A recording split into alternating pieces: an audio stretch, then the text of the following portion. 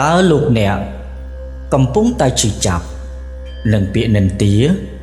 ឬការមើលងាយរបស់អ្នកដទៃដែរឬទេ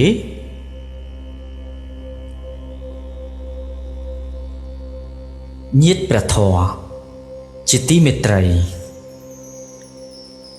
ព្រះសម្មាសម្ពុទ្ធទ្រង់បានលើកយកការប្រៀបធៀបមួយយ៉ាងរស់រវើកបំផុត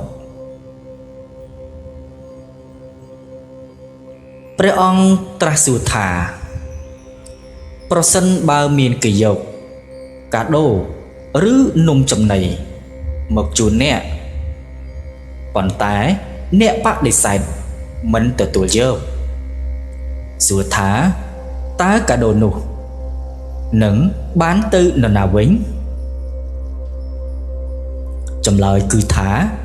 កាដូនោះមុខជានឹងត្រូវត្រឡប់ទៅម្ចាស់ដើមរបស់គេវិញយ៉ាងពិតប្រាកដញាតិព្រះធម៌អើយពាក្យជេរប្រមាថពាក្យនិន្ទាឬការមើលងាយរបស់អ្នកដទៃក៏ដូចគ្នាដែរវាគឺជាកាដូសម្រាមដែលជនពាលយកមកហុចឲ្យអ្នក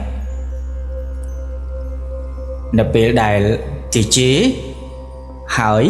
អ្នកខឹងតបក្តៅក្រហាយឬយំសោកនោះគឺមានន័យថាអ្នកបានលូកដៃទៅទទួលយក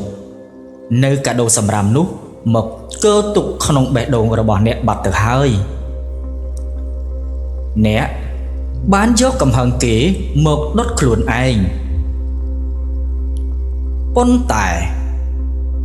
បើអ្នកគ្រាន់តែញញឹមដកដង្ហើមវែង